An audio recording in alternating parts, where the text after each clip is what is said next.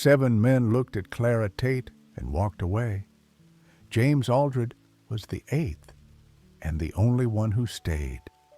What neither of them understood yet was why that mattered so much to both of them. The Casa de Despachos Morales sat at the corner of Matamoros and Grant Streets, wedged between a dry goods store and the office of the Webb County tax collector. On a Tuesday in August of 1880, the air inside smelled of old paper and candle wax and the particular kind of silence that follows a long string of public disappointments. Morales himself, round-shouldered, ink-stained at the wrists, sat behind a desk wide enough to lay out a man's entire future on, spread flat and notarized.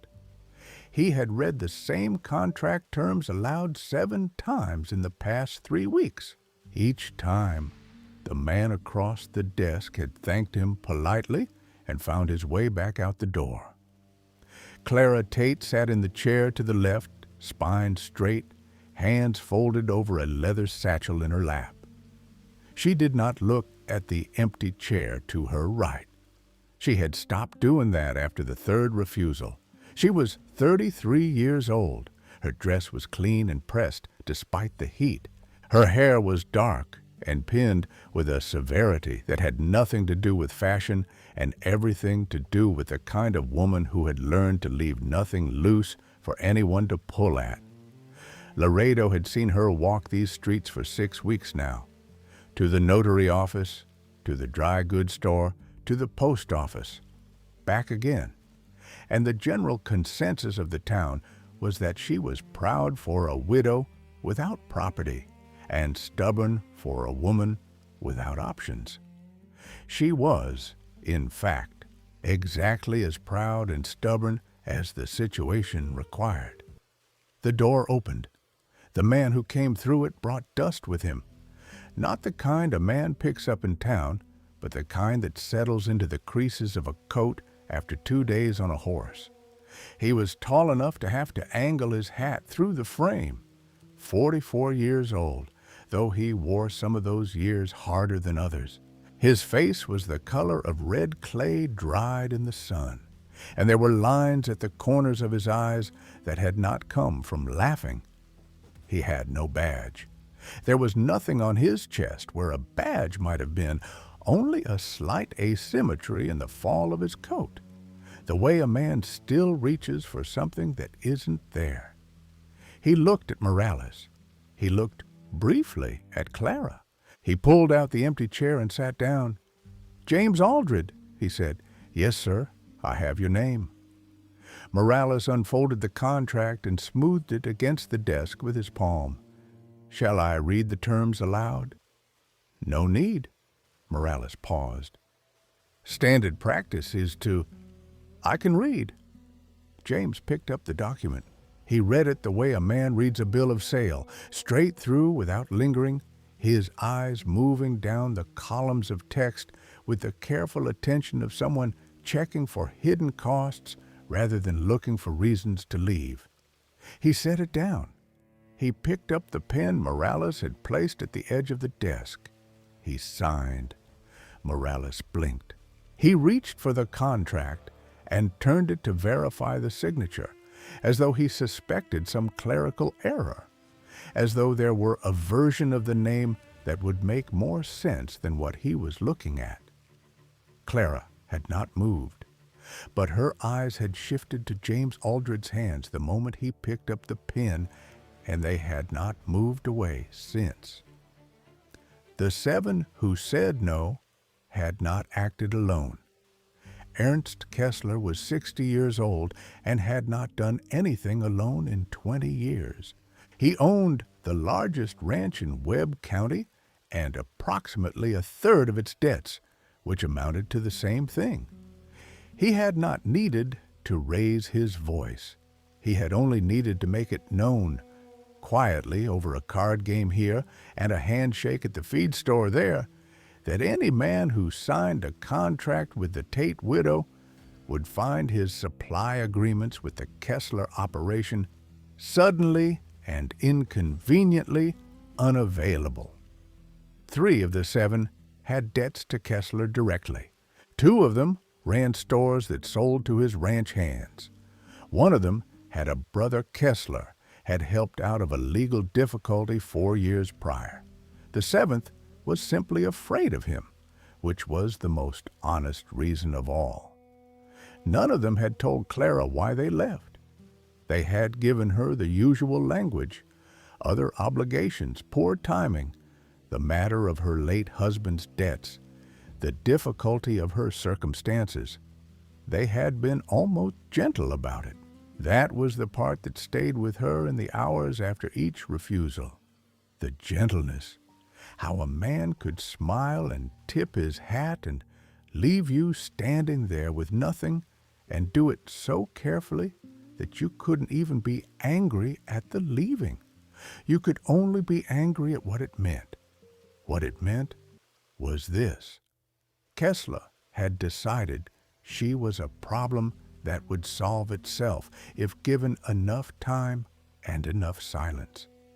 She would run out of money. She would run out of options. She would leave Laredo the same way she had arrived, quietly, without a fuss, with nothing registered in her name. He had not accounted for the fact that she had been waiting 2 years for exactly this moment. He had not accounted for James Aldred either. But then, neither had anyone else. There is a thing that happens sometimes, not often, but sometimes, when the person who finally says yes arrives after everyone else has already said no. The yes lands differently. It carries weight that the first yes would never have had, because it comes without any of the usual reasons behind it. No advantage, no calculation, no easy road ahead. The man who chooses you when you have everything to offer is making a pleasant decision. The man who chooses you when you have nothing left, that is a different kind of choice entirely. That is the kind of story worth telling, the kind worth staying for. Have you ever been chosen like that? When it cost something? When the person who stayed had every reason to go and went anyway in the other direction? Tell me in the comments. I genuinely want to know. Morales sanded the signature dry and capped his pen with the practiced motion of a man who had done this 10,000 times. The street outside had gone quiet in the way streets do when people are pretending not to watch. The residency clause, he said, requires 3 days of cohabitation at an approved establishment before the formal ceremony. The Garza boarding house on Flores Street is the customary arrangement. I can send word to the senora. Fine, James said. Clara said nothing. She was making a notation in a small notebook she had produced from inside the satchel, precise, unhurried, the pen moving with the economy of someone who had already thought through what she was writing before she set it down. James watched the street through the window for a moment. Then he turned back to the notary. One question. Sir, when does the state marshal come through Laredo? Morales looked up from the ledger. It was a strange question from a man who had just signed a marriage contract. He ran a finger down the page. Marshal Holt passes on circuit next time. He traced a line to its end. Tomorrow, around noon. Stops at the county office before continuing to Eagle Pass. James gave a single nod, the kind that means the answer fit something he already suspected. Clara did not look up from her notebook, but at the left corner of her mouth, just there, in the amber shadow of the candle burning low on Morales' desk, something moved, a fraction of a curve, gone before it fully arrived. The smallest possible smile, tilted to one side, held for less than a second. James Aldred was not a man who missed things. He looked at her for one long moment. Then he set his hat back on his head and waited for the notary to finish his paperwork. The walk from the Casa de Despachos Morales to the Garza boarding house took 7 minutes at a reasonable pace. James Aldred and Clara Tate covered the distance in 10 because neither of them was in a hurry, and both of them were pretending not to notice the other. Laredo in August had the particular quality of a town that had given up on shade. The street ran east and west, which meant the afternoon sun hit both sides of it at once, and the dust it kicked up had nowhere to go but into the air and stay there. Clara walked slightly ahead, her bag in her left hand, her case of leather documents pressed under her right arm, the way a person carries something they have not put down in weeks. James walked half a step behind and to the left, which was where he would have walked regardless of who was beside him. It kept his right hand free. He had noticed the case when she'd lifted it from beside the notary's desk. She'd carried her traveling bag in the same hand as a hat she wasn't wearing, leaving the case entirely separate, handled differently. People did that with things that mattered. He filed it away without knowing what to do with it yet. The Garza boarding house was 2 stories of pale yellow adobe on a street parallel to the river, with a covered porch that made no difference to the heat and a garden in the back that was mostly dead by this time of year.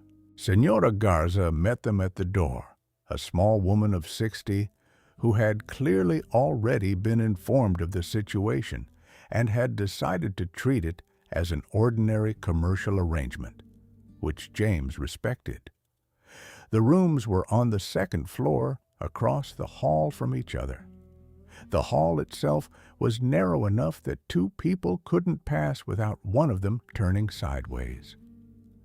"Dinner is at 6, Senora Garza said at the foot of the stairs. "If you'll be late, you tell me before noon." "We'll be there," Clara said. James said nothing. He was looking at the staircase, calculating the width. Dinner was beans and roasted corn and a piece of pork that had been cooked down to something honest.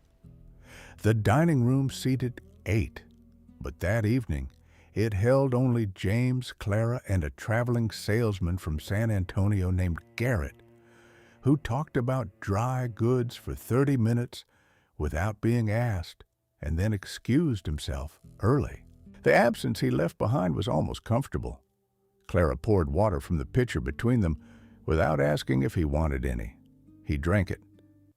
"You don't ask questions," she said. It wasn't an accusation. It was an observation she'd been sitting with since the notary's office. "I ask the ones that matter." She turned her glass in her hand. The lamp on the table between them was doing its work without elegance. It showed everything and made nothing prettier. Most men who sign something like that have at least one question before the ink dries. "Most men who sign something like that want something from it," he said. "I'm not sure yet what I want. Didn't seem honest to make up a question in the meantime." She looked at him for a moment, then looked at her plate. It was the first time since the notary's office that she had been the one to look away. The notary's terms came up again over the 2nd course, not at her instigation, but because the filing she'd left with Morales required one additional witness signature before it could be submitted to the county recorder, and that process would take until morning. "The contract gives jurisdiction to the notary in cases of dispute," Clara said. She said it conversationally, between bites, the way a person mentions something they've already thought through completely. "But if one party wished to invoke federal authority during the acquaintance period, would the county notary still have the power to delay a proceeding?" James looked at her. She was still looking at her plate.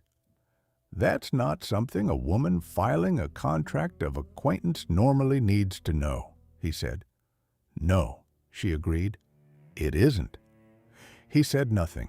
She didn't elaborate. Senora Garza came through with coffee, and they thanked her, and the subject moved on to the price of horses, and stayed there until the lamp began to burn low. James climbed the stairs ahead of her that evening, which was not something he would have done in other circumstances, but which the boarding house's staircase made geometrically necessary. At the top, he stopped and turned slightly. "Third day," he said. "The ceremony." "Yes." "Are you planning to go through with it?" Clara held his eyes for a beat. "Are you?" He considered this with what appeared to be genuine attention. "I'm not sure yet," he said finally. "Same answer as before." He tilted his head, which might have been agreement or might have been something else, and went to his room. The room was small, a washstand, a chair, a bed with a cotton blanket over a corn husk mattress. The single window looked out over the back garden, the dead garden, and beyond it, the slow brown line of the river in the last of the evening light. He took off his jacket and hung it on the chair, then his vest. He folded the vest over the jacket, and as he did, something slipped from the inner pocket and fell to the floor without a sound, just the particular way paper falls, soft and unhurried, like it had been waiting for the chance. He bent down and picked it up, held it in both hands for a moment. It was a document, single page, folded into thirds, the edges soft from handling. He didn't open it. He knew what it said. He had read it enough times to recite it from the back of his teeth. He folded it again and pressed it flat against his palm. Then he put it back in the vest pocket, hung the vest on the chair, and sat down on the edge of the bed in the dark. He found her on the porch at 9:30. She hadn't heard him come down, or if she had, she'd decided not to turn around. She was sitting in the wooden chair closest to the railing with her elbows on her knees, looking out at the street.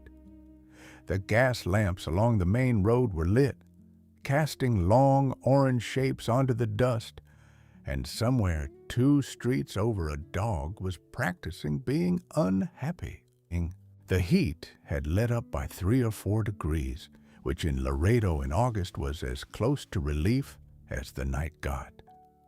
James took the other chair without asking, and they sat there for a while, not talking, while the town went on being a town around them. 6 months? She said finally, not looking at him. Since March. The incident at Rancho Prieto. He turned to look at her. She was still watching the street. It was in the paper, she said. The weekly ran it twice, once when it happened and once when they made the decision official. Everybody read it twice, he said. You're not the first to bring it up. I'm not bringing it up. I'm just telling you what I know, so we're not pretending otherwise. She shifted slightly in the chair. The paper said you refused to execute an order. That's what the paper said. Is that what happened? He was quiet long enough that she finally turned to look at him. The lamplight from the street caught the left side of his face, the jaw, the lines around the eyes, the particular stillness of a man who had learned that the wrong answer said too fast could cost you a great deal. It was a dispossession order, he said.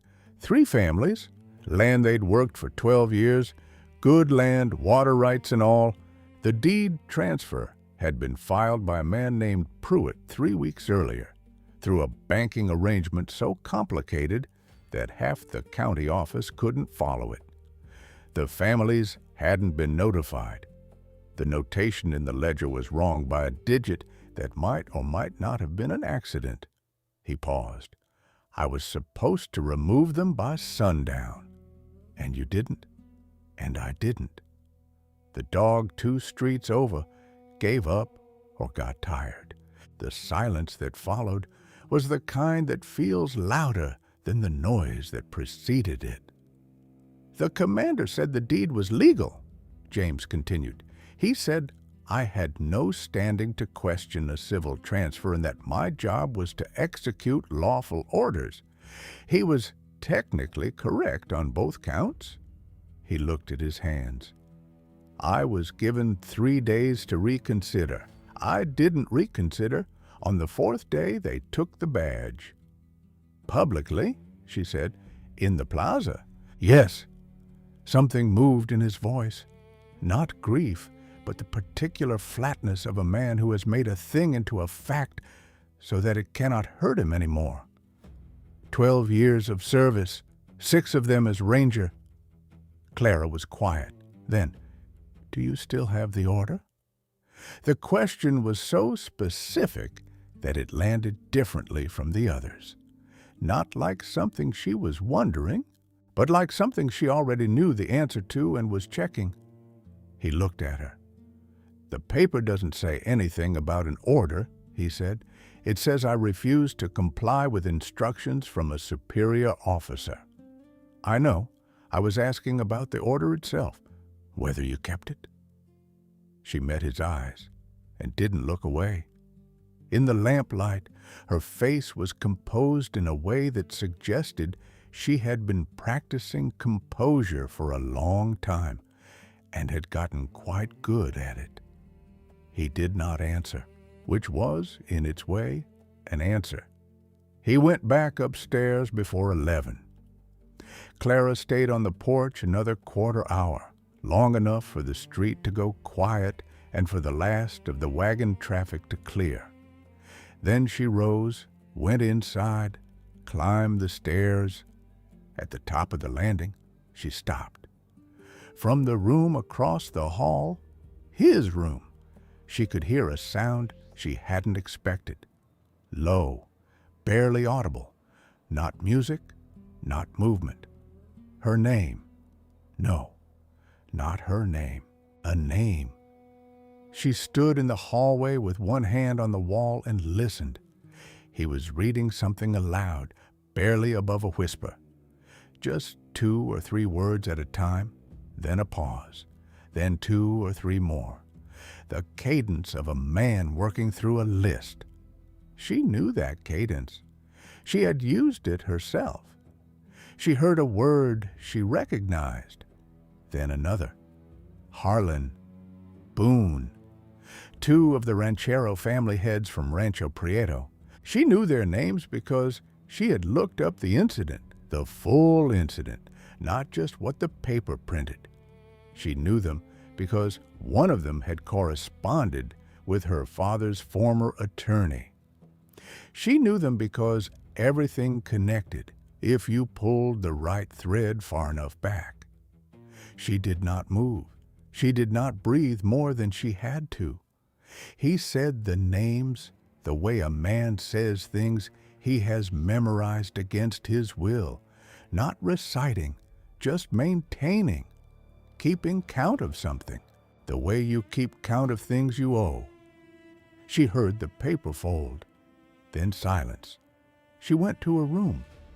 She sat on the edge of the bed in the dark for a long time, her leather case on the floor between her feet, and thought about what she was doing, not whether to do it. She had settled that before she came to Laredo. She thought about what it would cost, specifically to this specific man, when the time came and he understood what she'd asked him into. She thought about that for a while.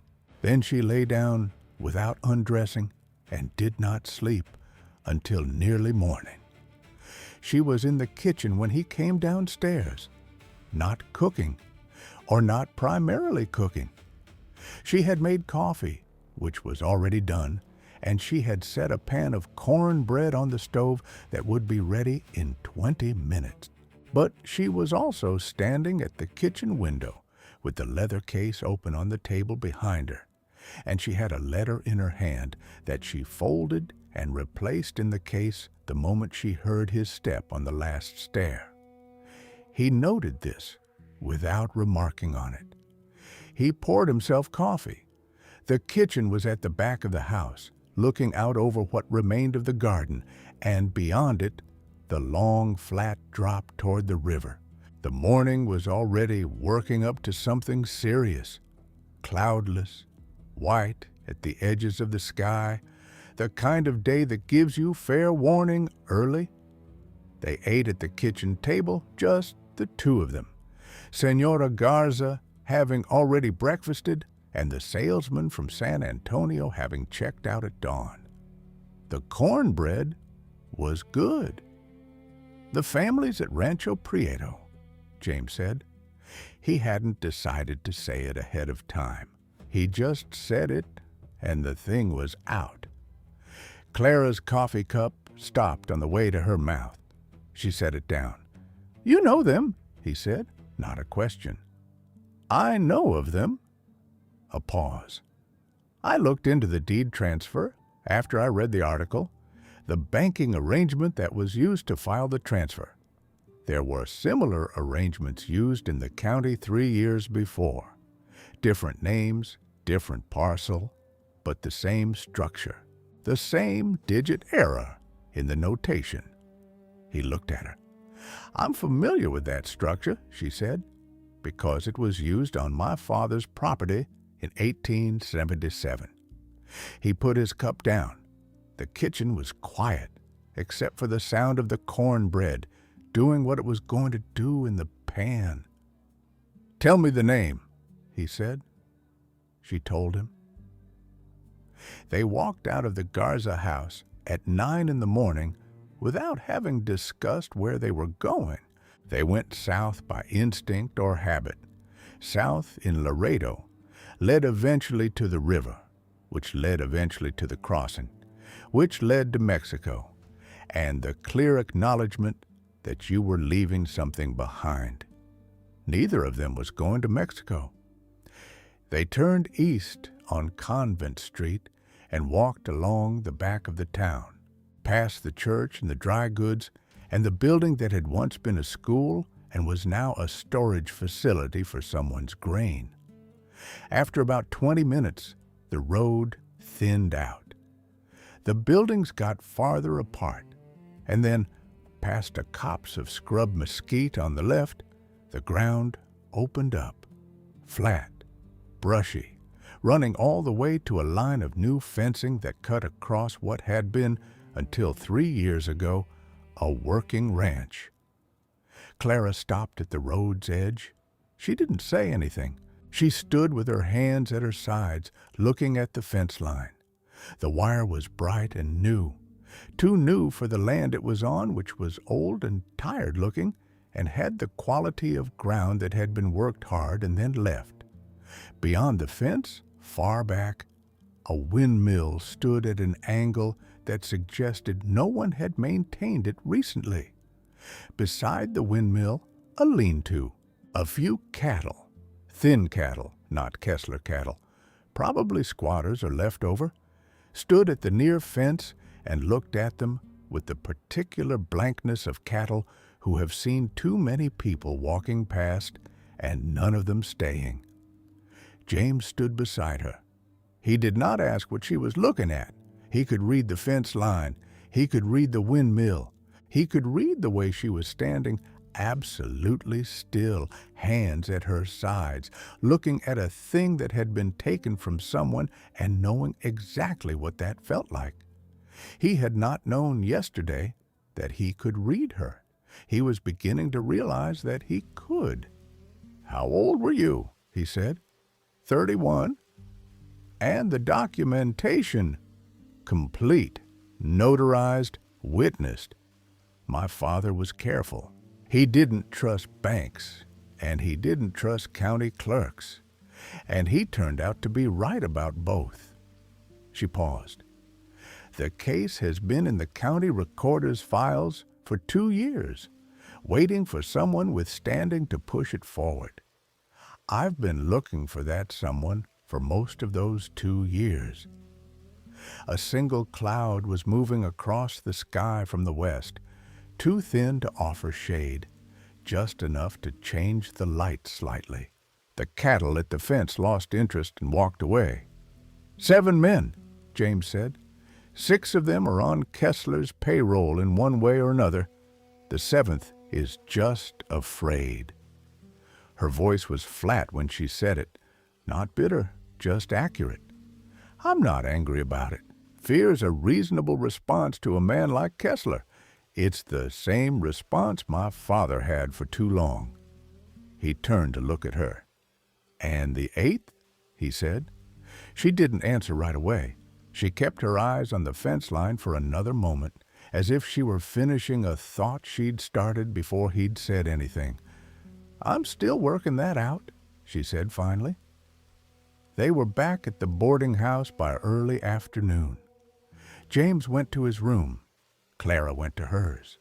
15 minutes later, Senora Garza appeared at the foot of the stairs. Senorita Tate, she called up. There was a man here this morning while you were out, asking for you. Clara appeared at the top of the stairs. What did he look like? Senora Garza described him in 14 words, which was all it took.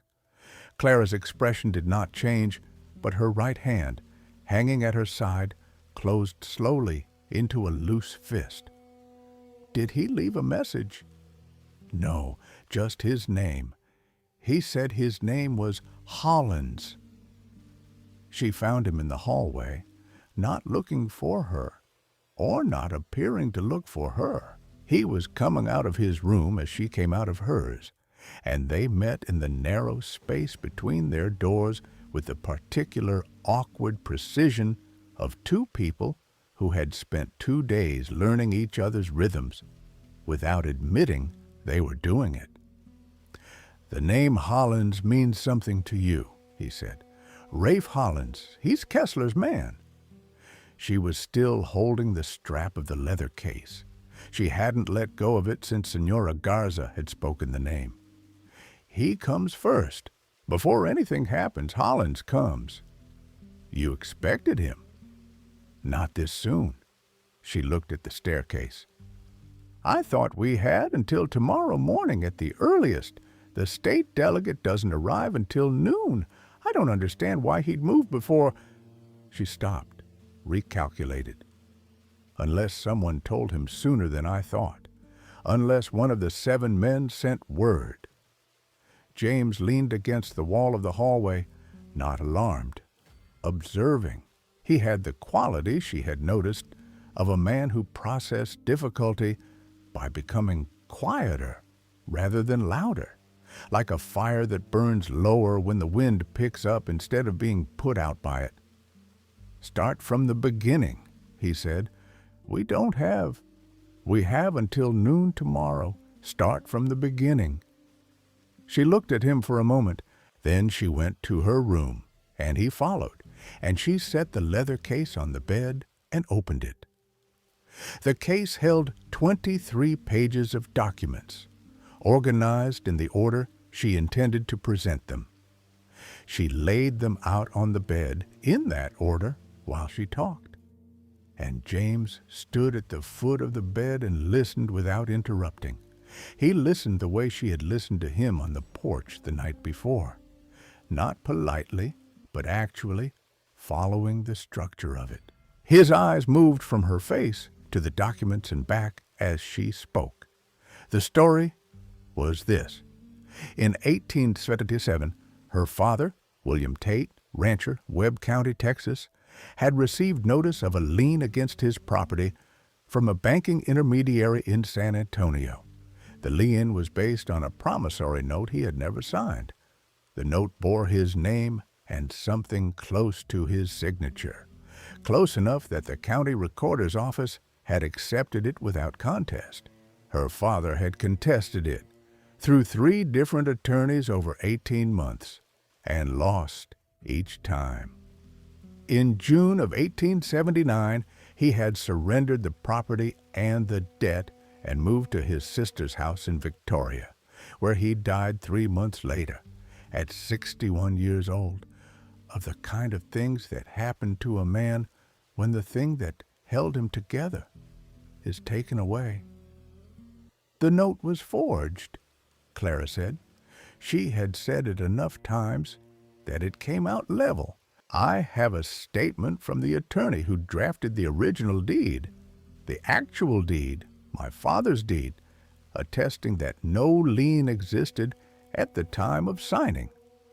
I have a comparison of signatures done by a document examiner in Corpus Christi, showing 3 distinct differences between my father's genuine signature and the one on the promissory note. And I have this. She picked up a single page from near the bottom of the stack. Plain paper, slightly yellowed. A handwritten statement, dated the previous October, signed at the bottom by someone named Aldous Pryor. Pryor was the county clerk who accepted the lien filing, she said. He retired from the office last year. He has a conscience that waited until retirement to become inconvenient to him. He states, in his own words, that the lien document was submitted by a representative of Ernst Kessler and that he was told, not asked, to accept it without standard review. James took the page and read it. He read it carefully, which meant he read it twice. It names Kessler directly, he said. It does. And this is what you wanted to present to the state delegate. His aide, the man who travels with him, handles intake for county grievance filings. A statement like this, with supporting documentation submitted in person in Laredo rather than through the mail. It bypasses Kessler's reach at the county level and puts the matter in Austin by Friday. She folded her hands. But it requires a second witness on record. The county clerk's statement needs corroboration from someone with standing in the county, a landowner, a civil officer, or a commissioned peace officer. He put the page down. He looked at her. She looked back. You don't have a husband, he said. No. You needed a man with standing in the county. Yes. And a contract of acquaintance gives the contracted party standing as a recognized representative during the period. She didn't answer that. She didn't need to. The terms they had both signed that afternoon, in the flat voice of Notary Morales, included exactly that clause. He had read the terms. She had counted on him reading the terms. He picked up the prior statement again and held it. His thumb ran along the edge once, then again. Something in his expression shifted. Not anger, not yet. Something more fundamental. The recognition of a thing you'd walked into. You chose me, he said, specifically. Yes. The 7 others were approached in order to establish a record of refusal that would make the 8th acceptance less conspicuous, and because Kessler had reached each of them in advance, which I expected. He couldn't reach you because you're no longer in the system he knows how to reach. You're nothing right now. That was the point. A silence. I'm nothing, he said. The words were flat, not wounded, flat, like he was confirming the spelling of something. You were the 8th name, she said. There was no other reason you would have been approached, and you knew that. He set the paper down. His hand, she noticed, had gone to the inside of his vest, not reaching for anything, just resting there over the left breast pocket, over the place where the folded document lived. The deed transfer at Rancho Prieto, he said. The banking structure, 3 years before your father's case. The same man, she said. The same method. I can show you the deed numbers." He didn't answer. He stood there with his hand over the pocket that held the order he had refused to execute, and for a moment the only sound was the slow creak of the building in the afternoon heat. "You said it needs corroboration," he said, "from someone with standing." "Yes." "What kind of standing does a discharged ranger have?" She hesitated. It was the first hesitation he had seen from her, and it lasted exactly one breath. "That depends," she said carefully, "on what the discharged ranger is willing to say he knows." She was ready for him to leave. She had prepared herself for it, not arranged it, not planned for it as part of the plan, but prepared herself for it as a person prepares for rain. She had the case. She had the 23 pages. She had the prior statement. She had fought too long and too carefully to fall apart because one man walked out a door. He didn't leave. He stood at the foot of the bed for a moment longer, looking at the documents. Then he took the chair from the corner of the room, turned it to face the bed, and sat down. "Tell me about the Rancho Prieto order," he said. She looked at him. "I know mine," he said. "Tell me what you know about it." She sat down on the edge of the bed across from him and told him. She had found the Rancho Prieto case through the county records office in Laredo, which was either a coincidence or not, depending on how skeptically you viewed the idea that one man's methods never changed over time. The structure was identical to her father's case, a lien document of questionable provenance, an intermediary banking arrangement that spread responsibility thin enough to be nearly untraceable, and a notation error in the county ledger that a careful clerk might catch and a busy one might not. The families involved, 3 of them, 2 brothers and a cousin, had all been removed within a week of the legal action being filed. One of them, the older brother, had written twice to the county judge. He had not received responses. James listened without comment. When she was done, he reached into his vest. He set the document on the bed between the other papers. The paper of it was different from hers. Heavier stock, official gray, and it had the look of something that had been folded and unfolded enough times that the creases had gone soft. He didn't say anything. He just put it there. She picked it up and read it. It was an order of dispossession, issued by the 3rd Regiment, signed by Major Ellsworth Cade, dated March 14, 1880. In the margin, in small penciled handwriting, James's handwriting, she thought, though she had never seen it before, were 2 words: Kessler contract. She looked up. The land being dispossessed in that order was adjacent to the Kessler Ranch, he said. The transfer, when I looked it up, was filed by the same banking intermediary as your father's case. I found that out 3 days after I refused to execute the order. 3 days after they took the badge. He looked at the window. I didn't tell anyone because I had nothing that would hold up formally. An order that I'd refused to follow, and a deed transfer filed by a bank with 17 different intermediaries, without a direct connection to Kessler, without someone who could say on record that Kessler had ordered it. It was useless. He looked at the prior statement. With this, he said, it isn't useless anymore. She held the order in both hands, looked at the date, looked at the penciled note in the margin. Something in her chest was doing something she hadn't fully planned for, not relief exactly, something older than relief. "I used you," she said. It came out before she'd decided to say it, which was unusual for her.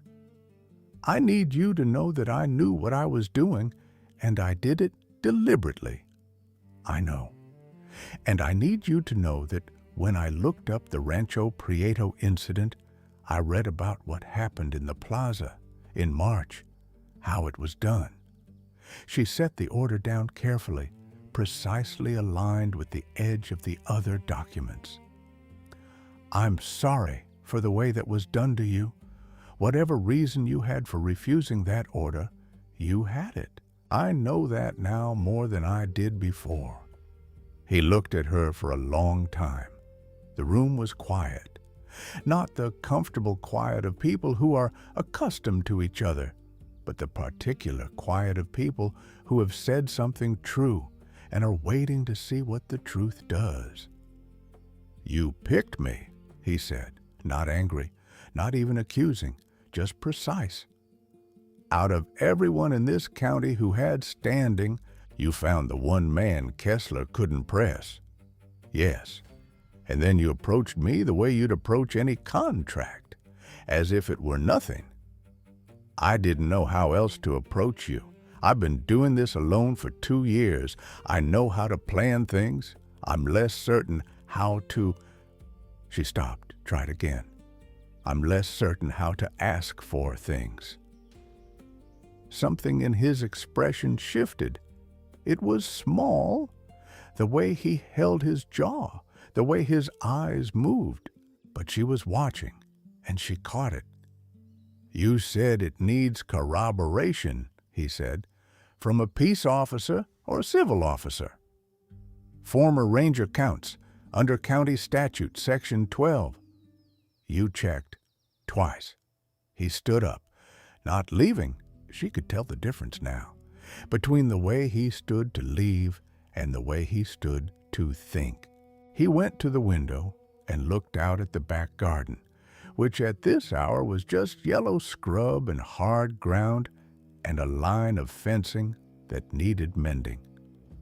"If I sign as corroborating witness," he said, "it confirms that the dispossession order I refused was connected to Kessler. It confirms I had reason to refuse it, which closes the question of March, officially on the record." He turned from the window. "That's what you knew when you chose me." "Yes.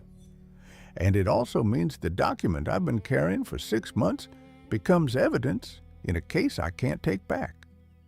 She held his eyes. "Yes." He came back from the window. He picked up his document from the bed, the order, the gray stock with the soft creases, and held it in both hands for a moment.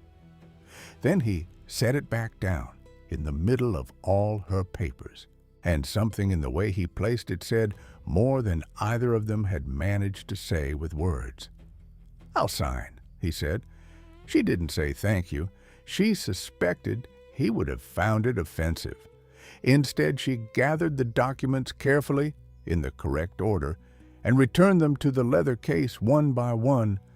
The knock on the door came when she was on the last page, hard, 2 raps, the kind that doesn't ask. Rafe Hollins was not a large man.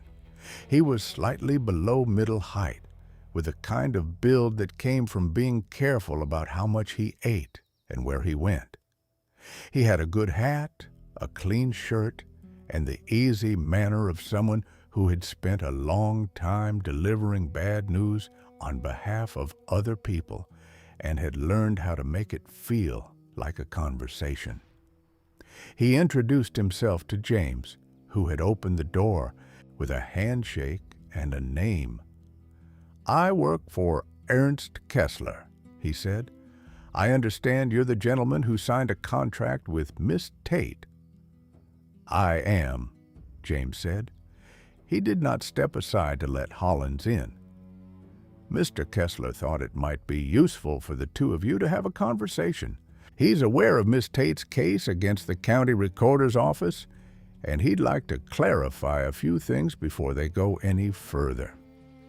Holland said this with a kind of professional sympathy, as if they were all on the same side of a misunderstanding. "Mr. Kessler can clarify what he likes through his attorney," James said, "in front of the appropriate official." Holland smiled. It was a small smile, more acknowledgement than warmth. "That's one way to handle it. Another way is this. Mr. Kessler has been advised of the documents Miss Tate is carrying.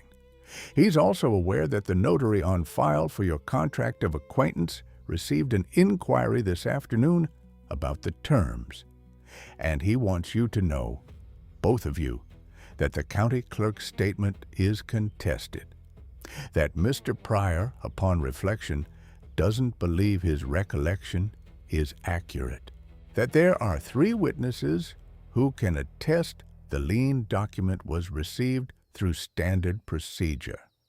He paused. "Additionally," Hollins continued, "Mr. Kessler has information regarding the incident at Rancho Prieto in March. He's prepared to make available a statement from 2 individuals who were present during that incident regarding the nature of your refusal, Mr. Aldred, and certain conduct that might be characterized in a formal setting as considerably more serious than a disagreement over an order." James said nothing. "Desertion," Holland said pleasantly. "That's the word that would be used, rather than refusal. It opens a different kind of inquiry." The hallway was narrow. It smelled like the boarding house. Old wool and something someone had been cooking downstairs. Clara was standing 3 feet behind James, not visible from the doorway. She had not moved since the knock came. "You have the evening to consider it," Holland said. "If Miss Tate withdraws the filing, no formal filing, so nothing to contest, everyone proceeds without incident. Mr. Kessler is a reasonable man. He has no wish to create difficulty where none needs to exist." He tipped his hat. Then he went down the stairs without waiting for an answer. James closed the door. He stood with his back to it and his hand still on the handle, and for a moment the room held its breath. Clara had gone to the window. She was looking down at the street, not at the door. When he turned around, he could see the set of her shoulders, very straight, controlled in the way she controlled everything, but something had changed in the angle of them. "They'll recant Pryor," she said. 3 witnesses is more than enough to discredit a retired clerk's statement." "Probably." "And the desertion claim, they can't make it hold," he said, "but they can delay. A formal inquiry takes weeks. By the time it's dismissed, the delegate has moved on, the window is gone, the county recorder has buried the filing under other business." He moved away from the door. "That's the point. They don't need to win. They need to run the clock." She turned from the window. "If you withdraw," he said, "is there another path, another delegate, another route?" She looked at him with an expression that said she had already calculated this, and the answer was not good. "There's a federal circuit judge in San Antonio," she said. "Quarterly sitting. Next session is in October.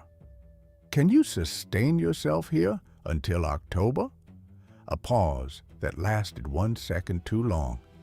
"No," she said.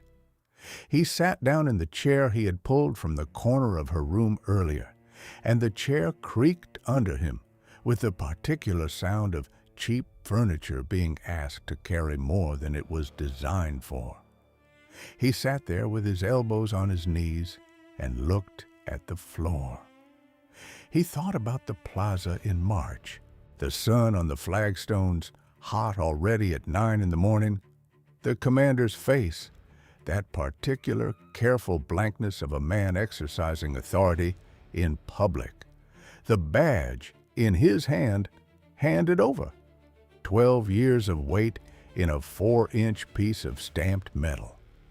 He thought about the order in the inside pocket of his vest, the penciled note in the margin. Kessler contract. 6 months he had carried that, and 6 months it had been useless. 3 days after he'd refused the order, he'd found the connection, and there had been nothing he could do with it, because the only document that tied the pieces together was the same document that confirmed his own fall. He thought about the way she had set the papers on the bed, the precision of it, the order of it. 2 years of work, organized in a leather case carried under her right arm. He stood up. He reached for his hat on the stand by the door. "What time does the delegate arrive tomorrow?" he said. Clara said nothing for a moment. She was watching him. He was not looking at her. He was putting on the hat, adjusting the brim, the small domestic mechanics of a man who is getting ready to go somewhere. "Around noon," she said. "The Casa de Despachos Morales, same as—" "What time does it open?" 8. He put his hand on the door handle. "Go to sleep," he said. He went out. She didn't sleep. She was not surprised by this. Sleep had become a thing that happened to her occasionally, not reliably, since her father died. She lay on the bed with her eyes open and listened to the boarding house settle into the night. The creak of wood cooling, the sound of the river somewhere below the town, the thin noise of something moving in the alley behind the kitchen. At some point after midnight, she heard his door open and close, and then footsteps on the stairs. Too light to be going somewhere, more like the movement of someone who couldn't stay in one place. Then quiet again. She was dressed and downstairs by 6:30. He was not in the kitchen. She made coffee anyway and stood at the window with it and watched the street come alive in the particular slow way of a border town in August. Shutters opening, a cart making its way toward the market, a man with a dog who didn't want to walk. The leather case was on the table behind her, already organized, the way it had been for 2 weeks. She had nothing left to add to it and nothing left to check. She thought about what he had said before he left. Go to sleep? The economy of it. She had not known how to feel about it at the time, and she was no clearer now. She thought about what she'd told him, all of it. The father, the deed, the 2 years, the 7 men. Things she had told no one else, not because she was afraid to, but because there had been no one to tell who would have listened the way he listened, actually precisely following the structure of a thing to its conclusion. She had not planned to tell him that much. She had planned to tell him only what was necessary for him to sign. Something had shifted in the room when he'd put his order on the bed next to her documents. She wasn't sure what to call it. She was not someone who named things prematurely. At 10 minutes before 8, she picked up the case, thanked Señora Garza for the coffee, and walked to the Casa de Despachos Morales. James was already inside. He was sitting in the chair across from Notary Morales's desk, leaning slightly forward, and he was talking in a voice too low to carry through the closed door. Morales was behind the desk, both hands flat on the surface, listening with the expression of a man who has been told something unexpected and is trying to decide how much of his normal day it is going to affect. Clara opened the door and stepped in. Both men looked at her. "Miss Tate," Morales said. "Mr. Morales." She looked at James. He stood. He had the gray document in his hand. He held it at his side, not prominently, but she could see what it was. She had memorized the paper. "The delegate's man is coming at noon," James said, "but the county recorder opens at 8. A grievance filing submitted with full documentation to the county recorder this morning gets forwarded to Austin by this afternoon, whether or not Kessler's people have time to respond." He looked at Morales. "The notary can serve as an independent witness to the submission, which is a different kind of standing than a commissioned peace officer, but it holds." Morales pressed his lips together. He was a careful man. That was what his face said, always. But there was something else in it this morning.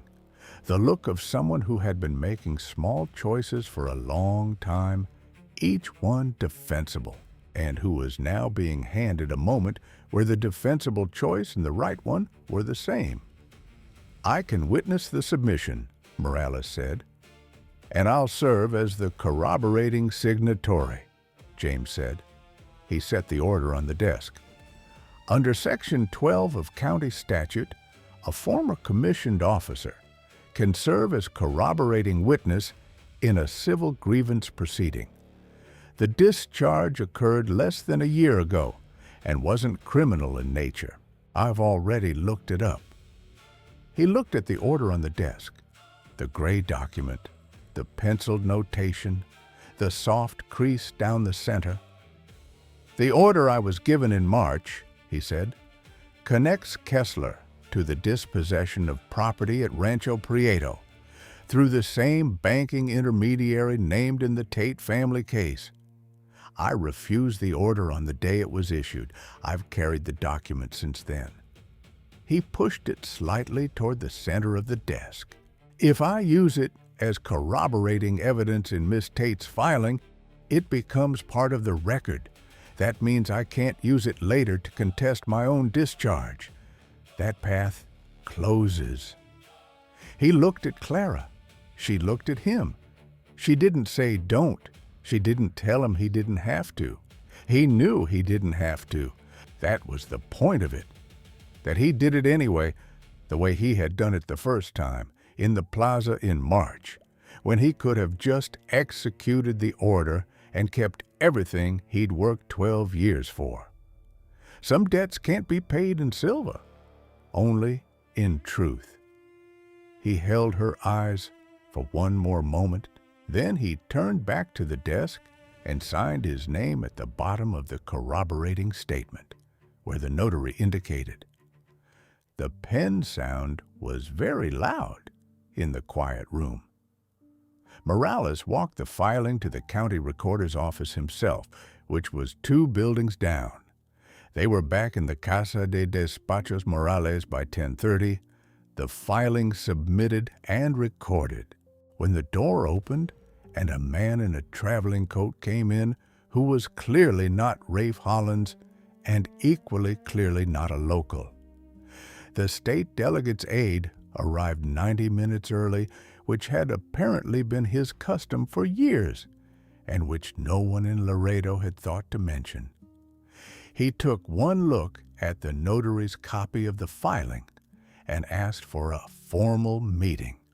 The formal meeting lasted 40 minutes. When it was done, Morales stepped out to send a message, and the aide used the notary's desk to write 2 letters, one to the county recorder confirming receipt of the filing, and one to his principal in Austin. He wrote both letters in neat, rapid cursive without being asked, which was the characteristic of a man who understood what mattered and why. James and Clara were in the chairs across the desk, side by side, when the aide said Ernst Kessler would be notified of a formal inquiry before the end of the day. Neither of them said anything. James looked at the window. Clara looked at her hands. "Is there anything else you need from us?" Clara said. "Not today," the aide said. "We'll be in touch through Morales." He gathered his letters and left. The door closed. Morales dissolved the contract of acquaintance that afternoon with 2 signatures and a stamp. He did it without ceremony, which was the appropriate way. The contract had served its purpose, and neither party requested anything further, and Morales was a practical man who had been a practical man for 40 years and saw no reason to change.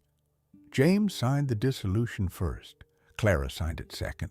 The pen made the same sound it had made 2 days earlier, in the same office, in the same afternoon heat, with the ceiling fan doing the same useless work. Outside, Laredo was an ordinary August town again. It was pretending to be, which was the same thing. She went to the county recorder's office that afternoon. The process took about an hour. There were forms to complete, references to provide, a clerk to convince, and then a second clerk who needed convincing in a slightly different way. Clara had been through enough county offices in the past 2 years to know that the second clerk was usually the one that mattered, and she had brought the right papers. At the end of it, a woman at the front desk stamped a document and slid it across the counter. The ranch, or what remained of it, the land and the deed, and the legal fact of it, was registered in the name of Clara May Tate. She held the paper for a moment. It was an ordinary piece of paper, the kind that held everything. She said thank you to the clerk, who had already moved on to something else. Then she walked out into the street and stood on the sidewalk and looked at the paper for another moment in the afternoon light before she folded it and put it in her case. Her father had been careful. He hadn't trusted banks, and he hadn't trusted county clerks. He had been right about both. He had also spent 3 years fighting, and he had died without winning, and the fact of that was not something a deed could fix. She walked back to the Garza boarding house. James was sitting on the front step, not on the porch, in the chair, on the step, one step down from the door, his elbows on his knees, his hat off. He was watching the street in the unhurried way of a man who has finished one thing and hasn't started another. He heard her coming. She had learned that he always heard people coming, and looked up. She stopped on the walk in front of him. "The recorder's office?" he said. "Done." "Good." He looked back at the street. "How long?" "An hour." He nodded. She came up the walk and sat down on the step beside him. Not close enough that it required explanation, just close enough that the conversation could continue at a normal volume. The street was quiet at this hour. The heat had driven most of it indoors until the evening, when the town would shake itself off and try again. "Kessler's man came by the notary's office," James said, "just before noon. He was told the filing had already been submitted to Austin." "What did he say?" "Not much. He left." He turned the hat in his hands. It was a good hat, or it had been once. "Kessler will have a lawyer in front of whoever matters by Monday. He's not done." "No, but the record exists now. It's harder to make something disappear once it's in Austin." She paused. "They'll try to discredit Pryor. They'll find witnesses for the Rancho Prieto order. The process will take months. Probably. But it will be a process, not a silence." He looked at her then, full, direct, the way he'd looked at her across the notary's desk 2 days ago, not warmly, but really, which she was beginning to think was the same thing in a different register. "What will you do?" he said. She considered the question. "Stay near the county for the time being, until the inquiry produces something definitive." She looked at her case. "I can find work. I've done it before. He turned back to the street. Something settled in the lines of his face. Not acceptance, not quite, but the thing that comes before acceptance. The moment when a person stops arguing with what's true. "The sheriff's position is vacant," he said. It was an observation, not a proposal. He said it the same way she had said it to him 2 months ago, when she'd read the vacancy notice in the same weekly paper that had run the Rancho Prieto story. She said nothing for a moment. Then, "I thought you didn't want the badge anymore." "I thought so too." He set the hat on his knee. "Turns out what I didn't want was to be handed something that cost someone else what it cost them. And this? This would cost what it costs." He looked at the hat. "That's different."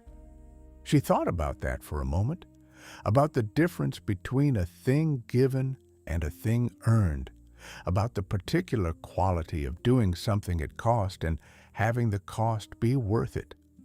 Some men choose you when you have everything to offer. Only a few choose you when you have nothing left. And those are the only ones worth choosing back. The sun was getting lower. It was not quite golden yet, but it was working toward it. The particular low light of Texas afternoon that makes everything look like it has weight and history, and the possibility of being worth something after all. "Laredo could use a decent sheriff," she said. She did not say it as a suggestion. She said it as an observation about geography, about the town they were both sitting in front of, about the fact that they were both, for the first time in a long time, in a place with no particular reason to leave. He didn't answer, but he didn't stand up either. He stayed on the step with his hat on his knee and his face turned slightly toward the street. And she stayed beside him, and the afternoon went on in the slow, unhurried way that afternoons sometimes do when the thing that needed doing has been done. I have thought about James Aldred a great deal since I heard this story. A man who carried a piece of paper for 6 months because it was the only honest thing he had left, and then gave it away because it was more useful in someone else's hands. A man who chose twice to do the thing that cost him, not because he was certain it was right, but because he couldn't find a better argument for doing otherwise. Some debts can't be paid in silver, only in truth. I wonder sometimes what kind of person that takes, whether it's something a man is or something he becomes slowly through years of practice and revision. Whether you look back at the thing you couldn't let go of and realize it was holding you as much as you were holding it. If you've ever had to give something away to make it worth anything, I'd like to hear about it. Leave it in the comments below. Some stories are too good to keep to yourself. If this one stayed with you, I'll be here next week with another. Same place, different door.